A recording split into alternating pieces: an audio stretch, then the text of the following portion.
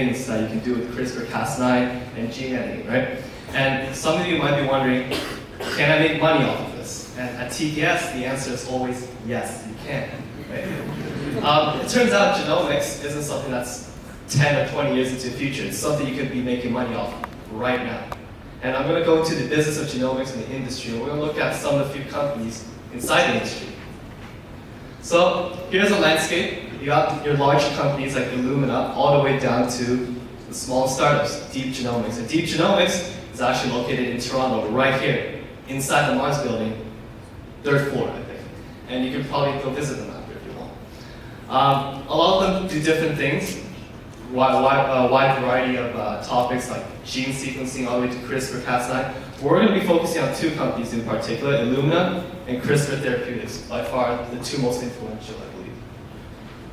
Let's take a look at Illumina.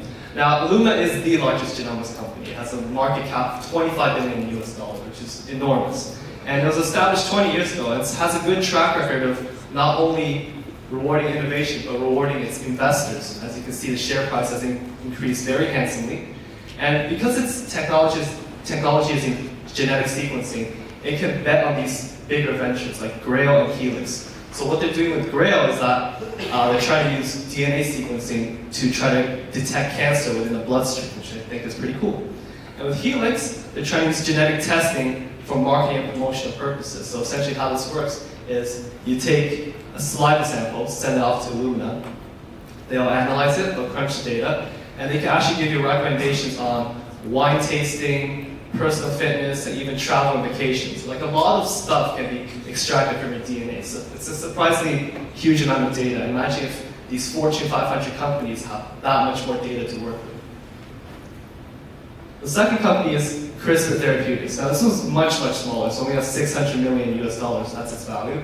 And it recently listed on the stock exchange in October of 2016. And as you can see, it's fairly new. It's much smaller than Illumina. And its technology is, yeah, you're right, it's CRISPR-Cas9, as you can probably guess from the name. And what this company is doing is they're trying to use CRISPR-Cas9 technology to try to cure diseases like sickle cell diseases and hemophilia, which are diseases that impact millions of people worldwide. And like Illumina, as you can see, they are also betting very big on the future, but in very different ways. They're moving to diseases while Illumina is moving to gene sequencing. So that's kind of just how genomics work. It's a very broad industry. You can have lots of subtopics. I'm going to teach you guys how to do some research in case you want to do your own investing into genomics. Now the resource I use is Seeking Alpha, which is a very good investors forum. You get a lot of information, a lot of content. And the reason I like Seeking Alpha is because it's relatively unbiased. You'll have articles, analysis that says how a company is good, but you also have articles trashing a company, right? As you can see here, this person is giving a pretty objective view on CRISPR Therapeutics. And the info is relatively easy to understand, and it's simple for a beginner, right? And before I end off, I want to talk about an emerging genomics market, namely China.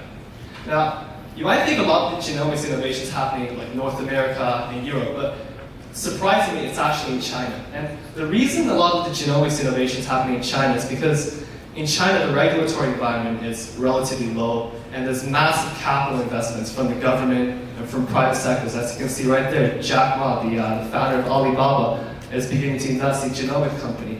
And you can say like China has an incentive to pursue genomics further because they're a country of over 1 billion people, and they need genomics to try to secure a proper food supply for them, right? Because as Anaya mentioned, genomics has a lot of applications in agriculture, right?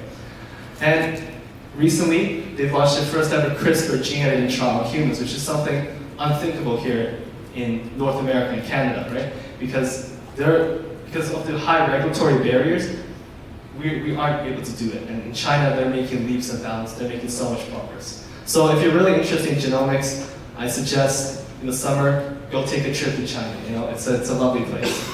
I'm off right there. Thank you very much.